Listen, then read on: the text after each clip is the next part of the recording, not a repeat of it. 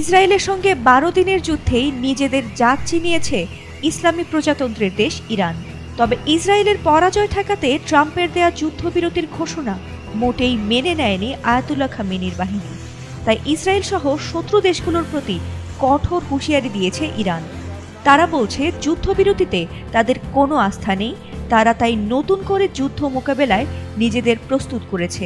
আর তাতে যেন নতুন করে দুশ্চিন্তা বাড়ল ইসরায়েল সহ অন্যান্য শত্রু দেশগুলোর।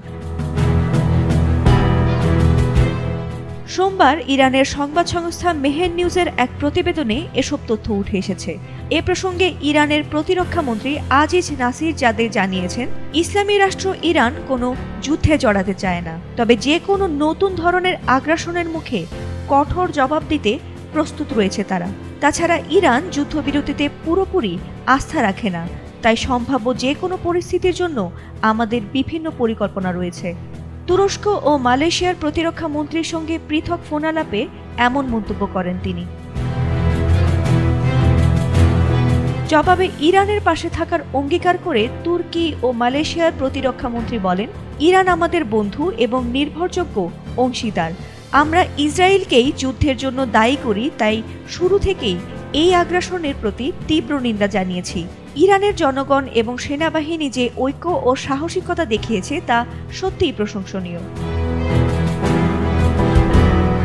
এদিকে ইরানের সশস্ত্র বাহিনীর chief of staff major general Abdur Rahim Musavi হুঁশিয়ার দিয়ে বলেছেন, যদি শত্রুরা আবারও ভুল করে তবে আমাদের সাহসী সেনারা এমন জবাব দিবে যা তাদের অনুতপ্ত করবে। সোমবার আইআরজিসির অ্যারোস্পেস ফোর্সের সদর দপ্তর পরিদর্শনকালে মুসাভি এই মন্তব্য করেন। তিনি আরও বলেন, সশস্ত্র বাহিনী কঠোর পরিশ্রম করে নিরবচ্ছিন্নভাবে অস্ত্র উৎপাদন ও প্রস্তুতির কাজে নিয়োজিত রয়েছে, যেন যে কোনো আক্রমণের মুখে তাৎক্ষণিকভাবে প্রতিরোধ গড়ে তোলা যায়। অন্যদিকে ইরানের প্রেসিডেন্ট মাসুদ পেজেশকিয়ান পাকিস্তানের স্বরাষ্ট্রমন্ত্রী মুহসিন নাকভির সঙ্গে সাক্ষাতে বলেন, ইসরায়েল মুসলিম বিশ্বকে দুর্বল ও বিভক্ত করতে চায়, তাই এই ষড়যন্ত্র প্রতিহত করতে মুসলিম দেশগুলোর মধ্যে ঐক্য ও সংহতি অপরিহার্য। ফাতিমা সুলতানা, এটিএন বাংলা।